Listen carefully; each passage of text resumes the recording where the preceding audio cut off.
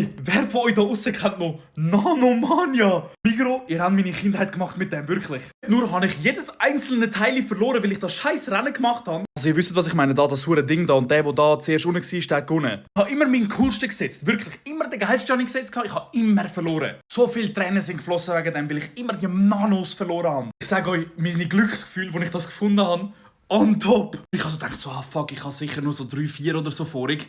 Schaut, was ich gefunden habe. Nicht nur haben wir alle aufbewahrt, sondern wir haben auch die Special Editions. Der ist auch nicht gut an, der in der Nacht leuchtet. Ich weiss nicht mehr wegen dem. Und der sehe ich. Der Goldig, ich habe den gejagt als Kind, das weiss ich noch. Wie hat man die nochmal bekommen? Hat man müssen einkaufen im Migros und dann hat man pro 100 Franken irgendwie so ein Ding bekommen oder so? Nein, wie ist das gegangen? Schreibt es mal in die Kommentare. Aber im Endeffekt, ich weiss es noch, nicht den legendären bekommen. Ich schwöre auf alles, ich muss jetzt gerade das Rennen machen. Mir egal, der Goldig gegen alle da rein. Er nimmt alle auseinander. Ich sage euch so, wie es ist, die Hinterbahn war immer die bessere. 3, 2, 1.